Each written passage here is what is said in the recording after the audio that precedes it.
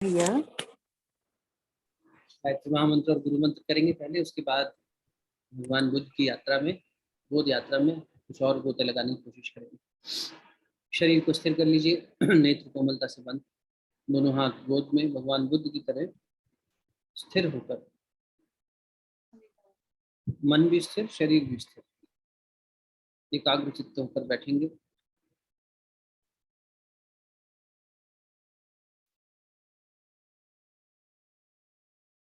सविता के दिव्य तेज को धारण करेंगे हृदय स्थान पर। ओम भूर्भुवः स्वः तत्सवितुर्वरेण्यं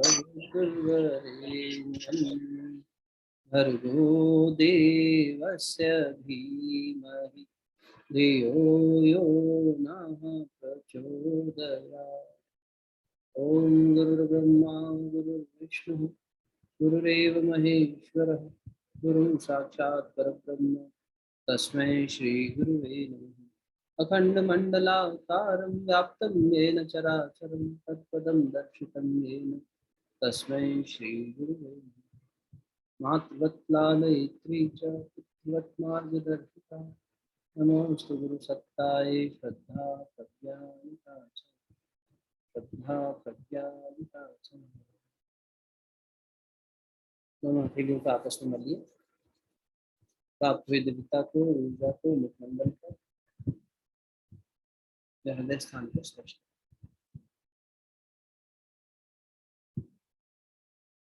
बहुत बहुत प्रणाम सभी को। स्वागत एक बार भगवान बुद्ध की जीवन यात्रा में। आज कोशिश करेंगे बुद्ध भगवान की कुछ टीचिंग्स को और अच्छे से समझने। आप में से बहुत सारे लोगों ने कुछ इनपुट्स भी शेयर किए, अपने रिव्यूज भी शेयर किए। अंतर्नाद में भी भगवान बुद्ध के ऊपर बुद्ध पूर्णिमा को समर्पित एक आर्टिकल इस बार हमने पब्लिश किया और उसमें भी कुछ बातें रखने का प्रयास किया, पर क्योंकि सब लोग नहीं पढ़ पाते तो कुछ अंश उसके भी लेके चलेंगे। कल भी आपसे निवेदन कर रहा था मैं कि बुद्ध एक ऐसे आस्तिक हैं जिन्हें उस समय और अभी भी बहुत से लोग नहीं समझ पाते। कारण ये कि बुद्ध का तरीका बहुत अलग है। भगवान बुद्ध हमारे अंदर देखा जाए तो किसी भी प्रकार से कभी भी भगवान की बात करना या यहाँ तक कि आत्मा की बात करना भी बुद्ध के चर्चा में नहीं मिलेगा, उनके शिक्षण में नहीं मिलेगा।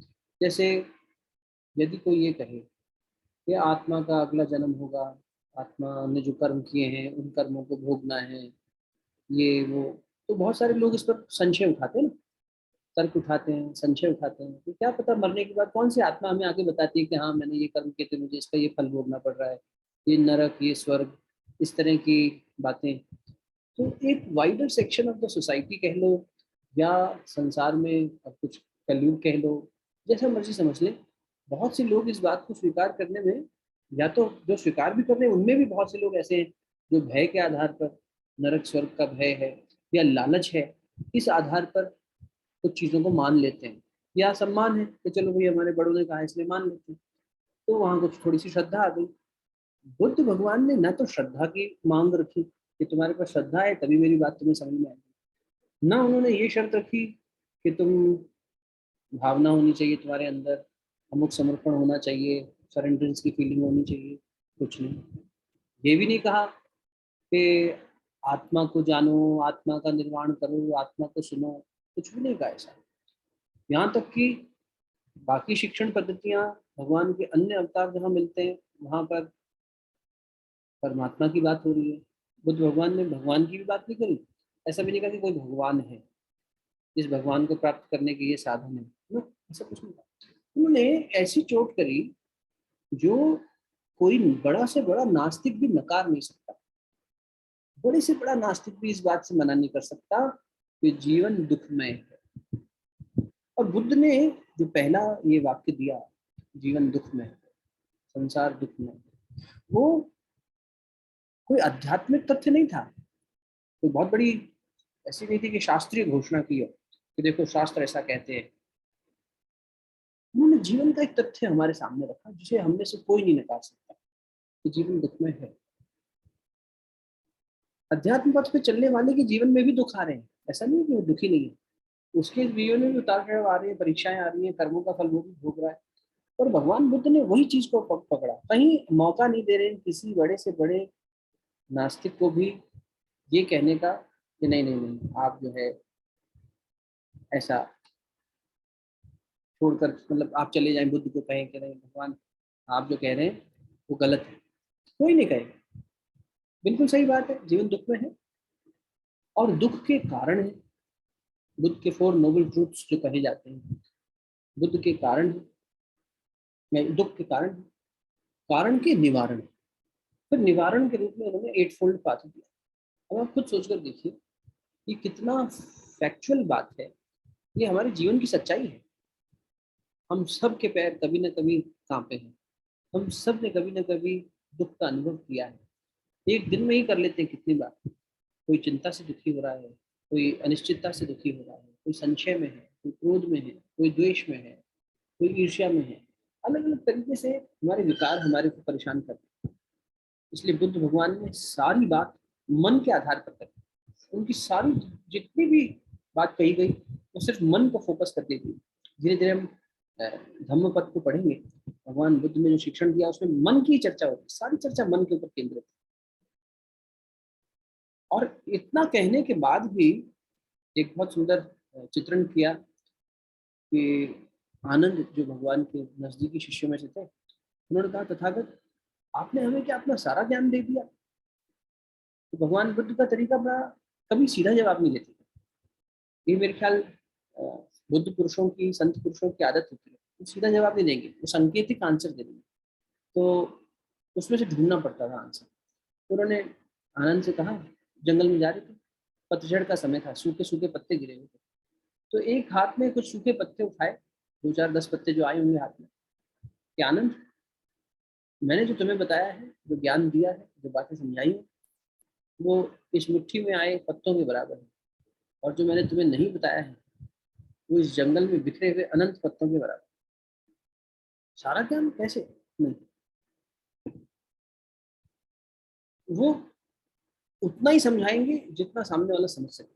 इसलिए बुद्ध मौन की वाणी में विश्वास रखते हैं, वो जहां आवश्यक है वही बोलेंगे। भले ही ये खतरा बुद्ध ने मोल लिया, संसार उन्हें नास्तिक समझ बैठे तो समझ बैठे, कोई बात नहीं, ये बड़ा कलेजा चाहिए इसके लिए।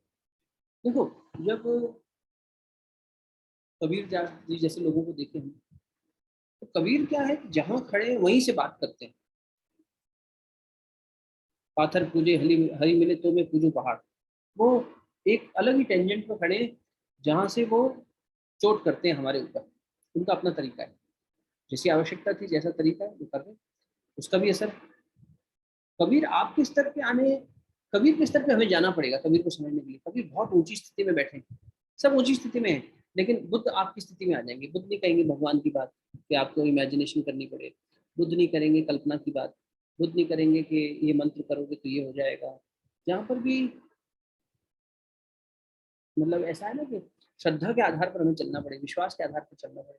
बुद्ध कह रहे अगर तुम्हारे पास नहीं भी है और तुम्हारे पास टोटली इंटेलेक्चुअल बुद्धि है जो ये कह रही है ऐसे करेंगे तो क्या होगा, वैसे करेंगे तो क्या होगा, लॉजिक है, आ जाओ। बचने का मौका नहीं देंगे बुद्ध। कबीर कहेंगे जो घर फूके आप लोग चले हमारे साथ, तो घोषणा ही वही कर रहे हैं। जो अपने घर को आग लगाए वो हमारे साथ चले, इतना कलेजा है तो बात करो। तो कबीर से बात करने का मौका कम बैठेगा, क्योंकि उनकी बात को बचाना, उतारना, समझना, वो उस लेवल पर कोई हमें ले जाए, कोई गुरु ले जाए उठा के, हाँ देखिए ये कबीर कह रहे हैं ठीक। लेकिन बुद्ध खुद ही आ जाएंगे आपके स्तर पे, हमारे स्तर पे। बुद्ध क्या कहेंगे, जीवन दुख में,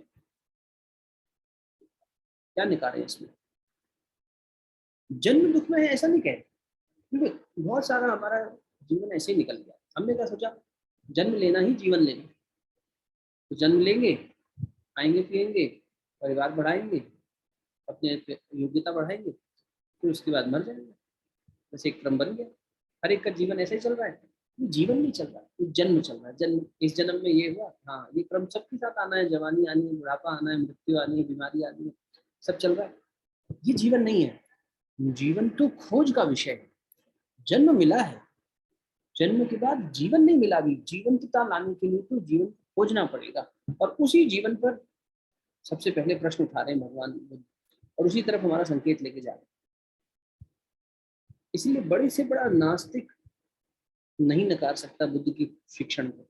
और आज जब संसार में नास्तिकता ज्यादा है, आस्तिकता कम, अगर थोड़ी देर के लिए अपन फिर से शास्त्रीय और भक्ति भाव में चले जाएं, भागवत जी का सहारा लें, ऐसे ग्रंथों का जहाँ भक्ति का प्रवाह ज्यादा है, तो वहां देखो यही मिलता है कि कलयुग, सतयुग, ये सब युगों की जब बात होती है कि कलयुग के लक्षण क्या होंगे, तो यही आता है कि मनुष्य जो है आस्तिक दिखाई देगा, पर वास्तव में आस्तिकता होगी नहीं। छोटे स्वार्थ के लिए भगवान को बाजार में बेचा जाए। तो थ्री इडियट्स नहीं, कौन सी मूवी आई थी, पीके, उसमें ठीक दिखाया था कि एक भगवान ने हमें बनाया और एक भगवान को हमने बना डाला, और वो भगवान जगह जगह दिख रहा। गुरुदेव क्या करते थे कि तुम्हारे एक आदमी परेशान था, वो हनुमान जी की मूर्ति घर पे ले आया, 2 आने की मूर्ति खरीद लाया, और हनुमान जी से कह रहा है, संकट मोचन भगवान मेरी रक्षा करो और इसका नुकसान करो, ये मेरी बहुत दुखी करता है मुझे, इसके ऊपर तुम थोड़ा करो गड़बड़।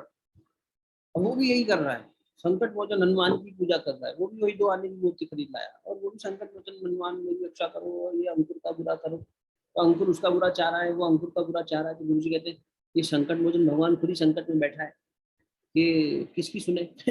इन दोनों ने मिलकर इसको संकट में डाल दिया, कहाँ रक्षा करे, किसकी रक्षा करे, ये कह रहा है उसका बुरा कर, वो कह रहा है इसका बुरा। और फिर आगे गुरुदेव, यही वो ऑडियो था जहाँ गुरुदेव से मैं थोड़ा सा जुड़ पाया अच्छे से।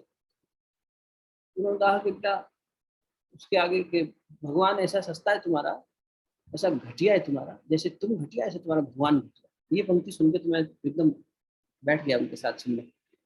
क्यों घटिया? बोले वो इसलिए घटिया है कि तुम उससे घटिया घटिया चीजें करने को कहते हो और वो करता है, उसके पास अपनी समझ नहीं है, बेवकूफ है तुम्हारा भगवान। तुम जैसा चाहते हो वैसा नाचता है, वैसा करता है। तुम कहते हो उसका बुरा कर, तो बुरा करने से भी नहीं घबराता। तुम जब उसके ज्यादा पैसा चढ़ाते हो, ज्यादा आरती उतारते हो, ज्यादा फल फूल चढ़ाते हो, तो तुम्हारी ज्यादा जल्दी सुन लेता है। रिश्वतखोर है तुम्हारा भगवान, है ना घटिया।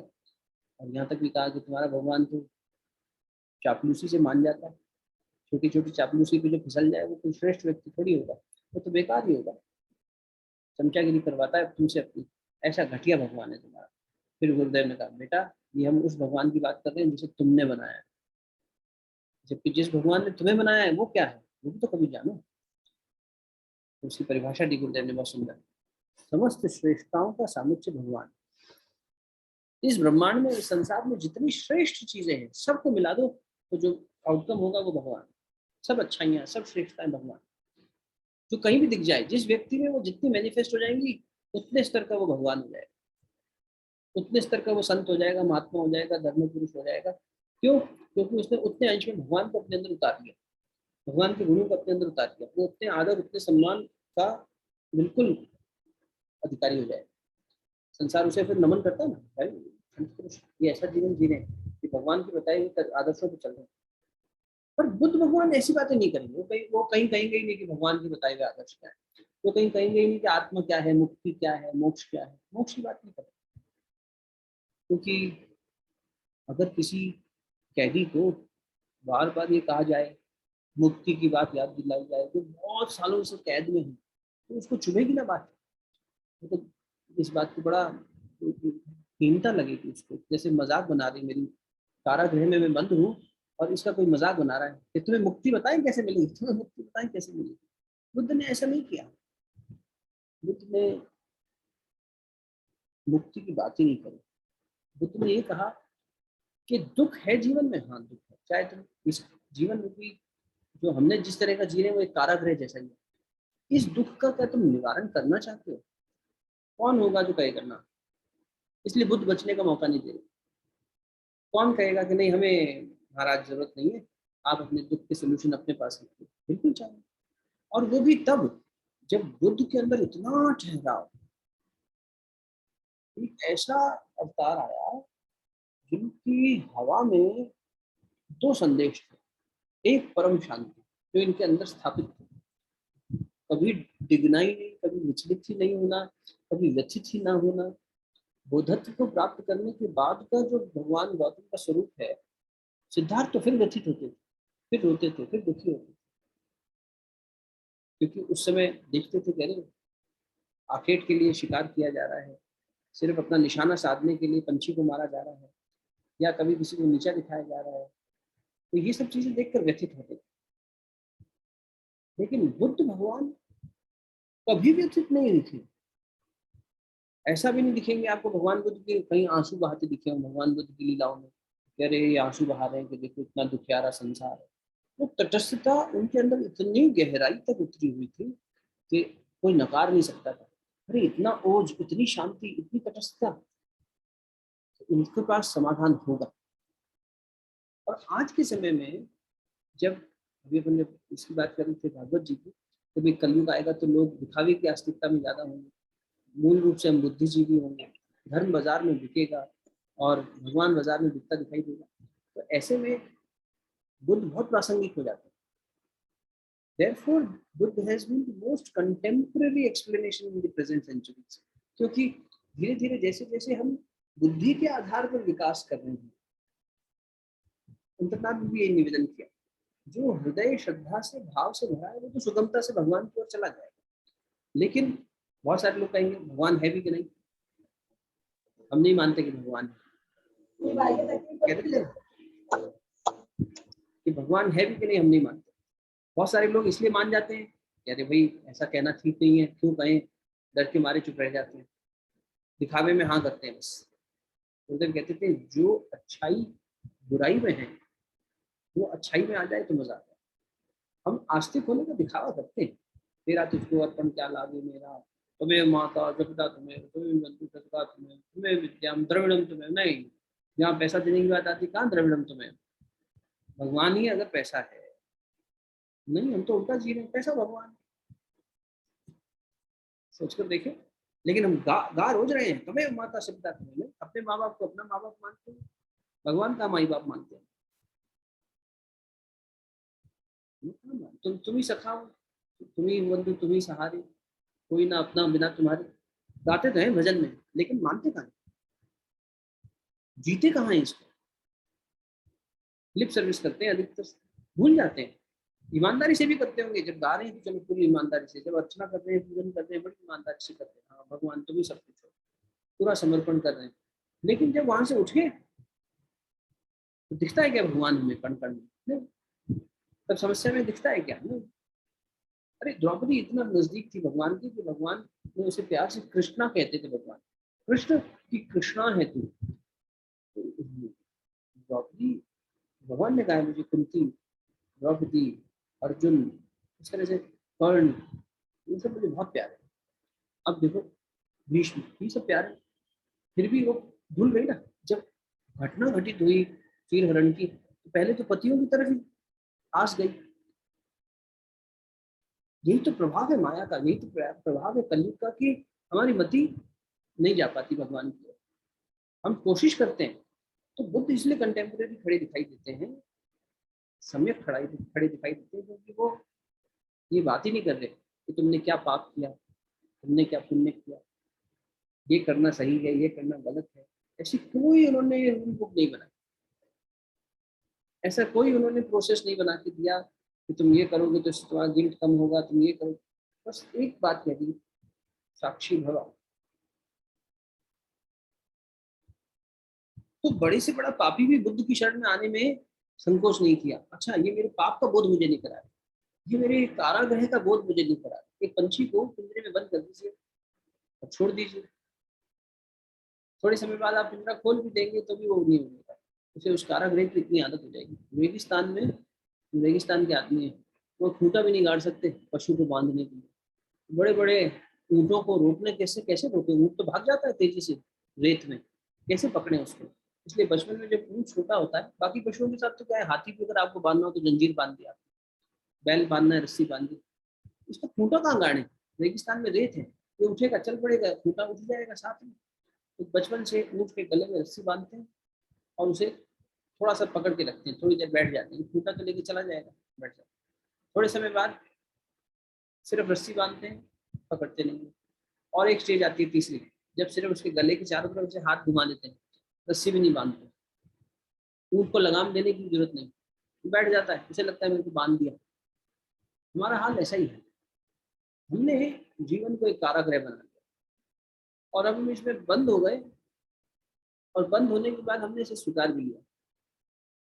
तो मुक्ति की बात तो दिमाग में आती नहीं, हम तो इस माया में फंसे हुए हैं, ये घर परिवार में फंसे हुए हैं, इसी सब में फंसे हुए हैं और इसी के दुख को भी हमने स्वीकार किया। हाँ दुख में है, हमें नहीं चाहिए निवारण, सबका दुख में है। देखो ये भी रो रहे हैं, गा रहे हैं, कभी हंस रहे हैं, कभी रो रहे हैं, सबके साथ लगा है जी सुख दुख तो, हमारे साथ भी लगा, इसमें क्या बड़ी बात।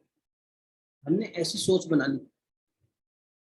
और वो पंछी या वो पशु तो थोड़े समय से बंद है, हम तो कितने जन्मों से बंद है इसी सोच में। इसलिए बुद्ध ने सोच पर चोट कर दी। भगवान बुद्ध का विज्ञान, भगवान बुद्ध कहते हैं मैं डॉक्टर हूँ, मैं चिकित्सक हूँ, मैं गुरु हूँ नहीं कहते, मैं भगवान हूँ नहीं कहते, मैं चिकित्सक हूँ। मैं तुम्हारे जीवन से दुख का कांटा निकालने में तुम्हारी मदद कर सकता हूँ। और जब देखते हैं कि अरे डॉक्टर साहब को तो कोई बीमारी है ही नहीं, डॉक्टर साहब तो खुद एकदम सही है, इनके तो सारे कांटे दूर हो गए, इनके ऊपर कोई चिल्ला दे, पत्थर फेंक दे, इनका अपमान कर दे, ये सबसे परे चले गए, तो लगता है कि ये अपने जीवन के कांटे हटा चुके हैं, ये हमारे जीवन के लिए हटा सकते हैं। इसलिए बुद्ध बहुत ज्यादा कनेक्टेड फील होते हैं आज के समय में, और होने भी चाहिए। गुरुदेव ने तो यहाँ तक कहा कि बेटा जो हम काम कर रहे हैं ना, बुद्ध का कार्य उसका पूर्वार्ध था, ये उसका उत्तरार्ध है। पहले बुद्ध ने काम शुरू किया था, वही प्रज्ञा का जागरण अब हम कर रहे हैं। भगवान विवेकानंद ने कहा कि भगवान बुद्ध का जो मैसेज था वो ईस्ट के लिए है। Buddha had a message for the east, I have a message for the west. जब वो वेस्ट में गए तो उन्होंने घोषणा करी, और उनको भी बुद्ध से बहुत प्रेम था। उनका पहला दर्शन अपने क्लासरूम में भगवान बुद्ध ही थे, जो उन्होंने बाद में रियलाइज किया।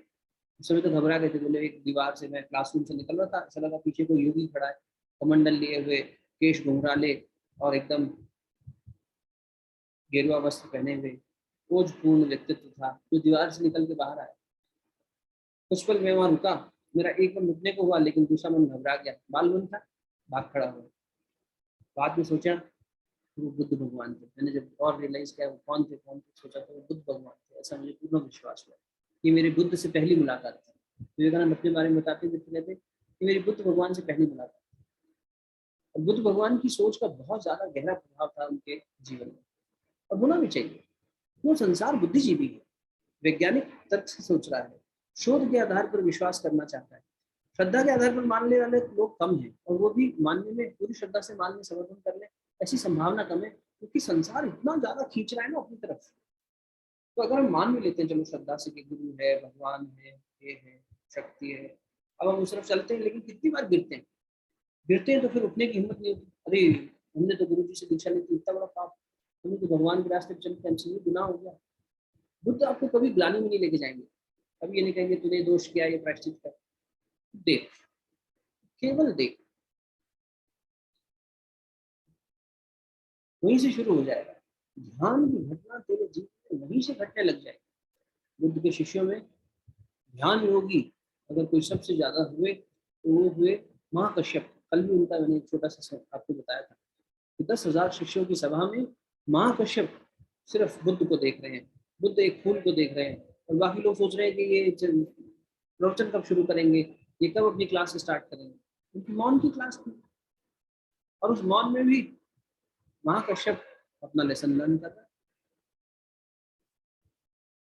तो भगवान बुद्ध का मतलब यही है कि जीवन में ठहराव, मौन, तटस्थता, साक्षीपन, पीछे हटने की बात कर रहे हैं, जो है उससे पीछे हटो और सिर्फ उसे होते देखो। कबीर फिर बात उल्टी करेंगे, कबीर कहेंगे हद हद जाए हर कोई, अनहद जाए ना कोई। वो एकदम जोश भर देंगे, तुम मारो छलांगे एकदम।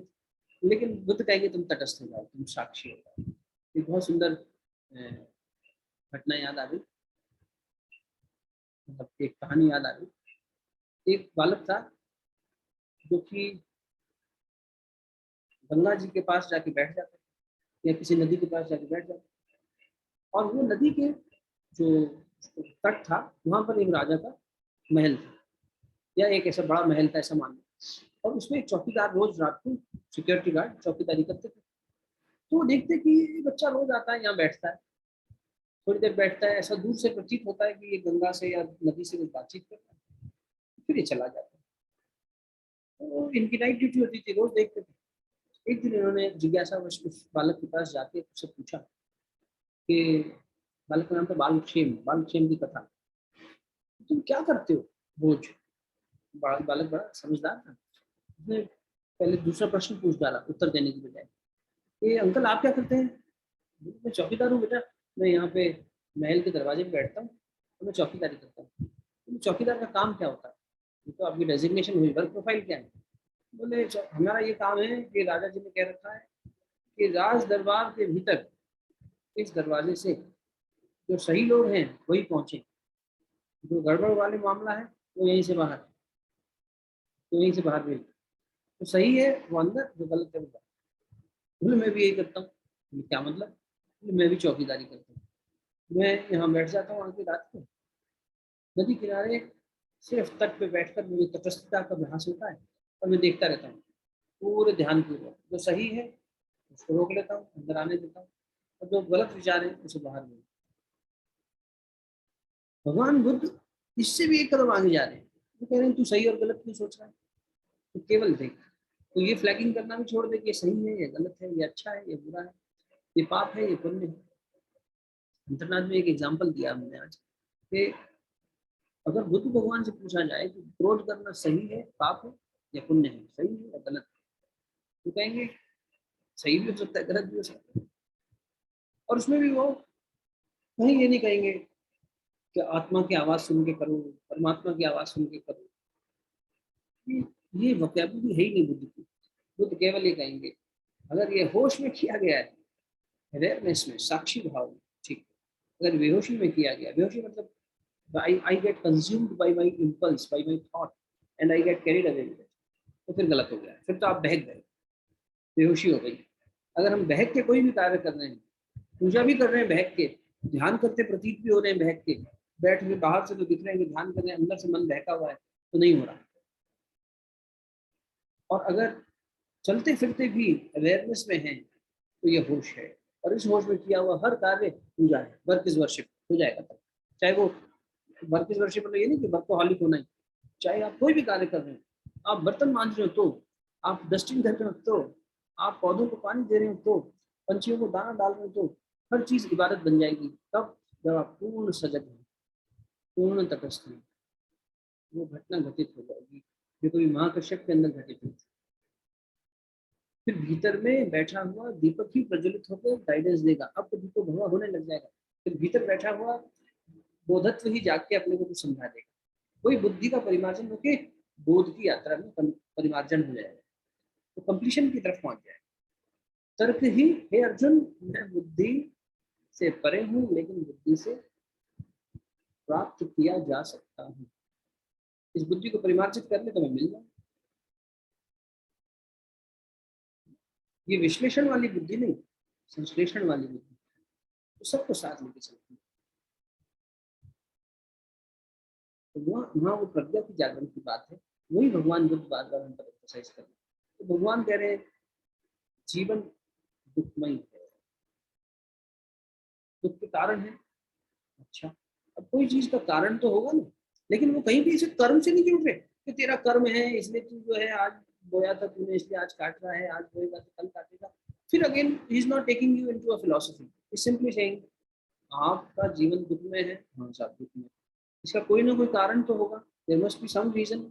लॉजिक यही कहता है, लॉजिक तो रीजन ही ढूंढता है ना, बुद्धि तो रीजनिंग ढूंढती है कि हाँ इसका कोई कॉज एंड इफेक्ट होगा, तो इस इफेक्ट का कॉज क्या है, चलो पता करते हैं, और उस कॉज को फिर अगर दूर कर दें तो ये इफेक्ट भी खत्म हो जाएगा। हाँ लॉजिकली सही लग रहा है कि अगर हम जड़ से इसको हटा दें तो फिर ये फल नहीं निकलेगा। ठीक है, आओ बैठे इस बात करें।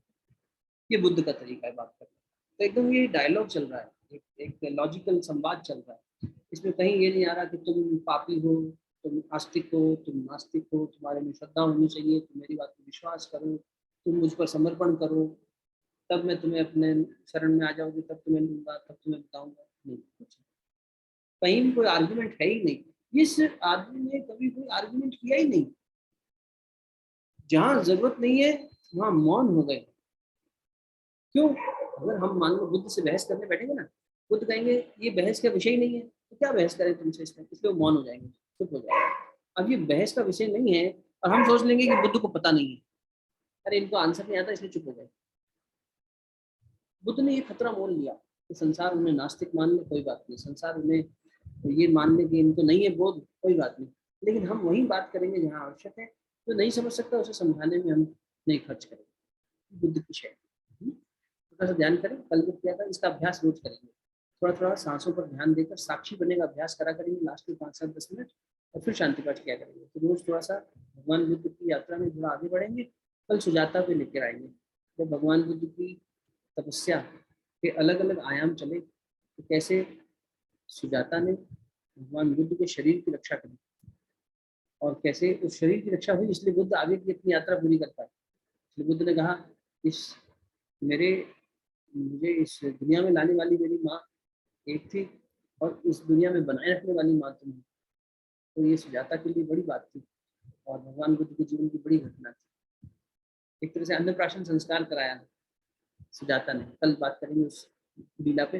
और उसके बाद में भगवान बुद्ध ने क्या यात्रा करी, जैसे एक वृक्ष के नीचे बैठ गए, और फिर वहीं से उनका सारा जीवन आगे बढ़ा, और वो दत्त की यात्रा पूर्ण होने पर आगे कैसे रहा, और उनकी वो टीचिंग्स, वो नोबल ट्रूथ्स थोड़ा थोड़ा उस पर प्रकाश डालने की कोशिश करेंगे। ठीक है? फिलहाल शांति पाठ करने से पहले ध्यान करेंगे। आप सभी से निवेदन, शरीर को स्थिर करेंगे, 5 मिनट का साक्षी भाव का ध्यान करेंगे, जैसे कल किया था। जो लोग नहीं थे इसलिए बता दें, सिर्फ आपको कमर सीधी करके बैठना है, शरीर को स्थिर कर लेना है, दोनों हाथ गोद में रख लेने हैं, नेत्र कोमलता से बंद, जिह्वा को ऊपरी तालू को स्पर्श करा लेना है, और सारा ध्यान बिना किसी मूवमेंट को, बिना हलचल किए, सारा ध्यान सांसों पर लेकर आना है। सांस भीतर आ रही है, सांस बाहर जा रही है, उस चौकीदार की तरह। बालक्षेम की कथा में जो चौकीदार था, देख रहा था अंदर कौन आ सकता है, बाहर कौन आ सकता है, बस उसको देखना है। हमें भी देखना है चौकीदार की तरह, सांस भीतर आई, बाहर गई, भीतर आई, बाहर गई। कोई भाव नहीं, कोई और विचार नहीं। मन जब जब भटके उसे बार बार याद दिलाना, तुझे सांसों के साथ चलना है, अंदर बाहर, बस। क्रम शुरू कीजिए, शांत भाव से स्थित होकर बैठिए।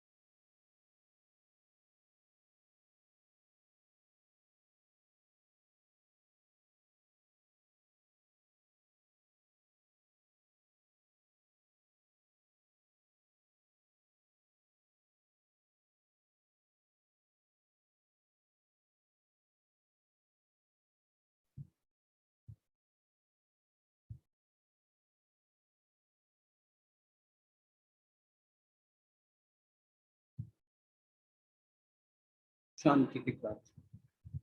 ओम देव शांति अंतरिक्षं शांति पृथ्वी शांतिरापः शांतिरौषधयः शांति वनस्पतयः शांतिर्विश्वे देवाः शांतिर्ब्रह्म शांति सर्वं शांति शांतिरेव शांति सामा शांति।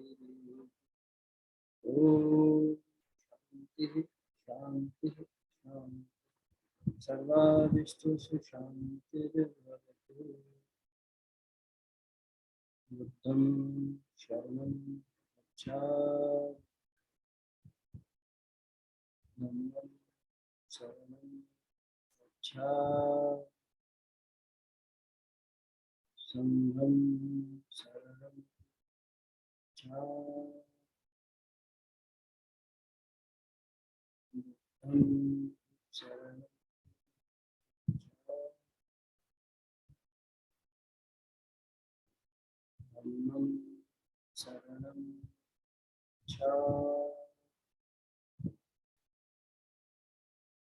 संघं शरणं गच्छामि बुद्धं शरणं गच्छामि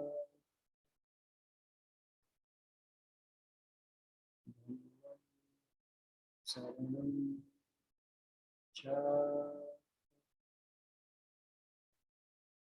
संघं शरणं गच्छामि।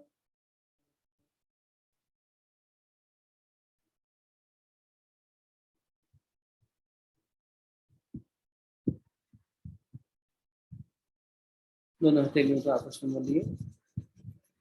प्राप्त हुई ध्यान की ऊर्जा को मुखमंडल पर अपने हृदय स्थान पर स्पर्श करें।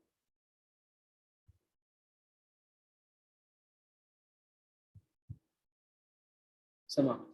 शांति।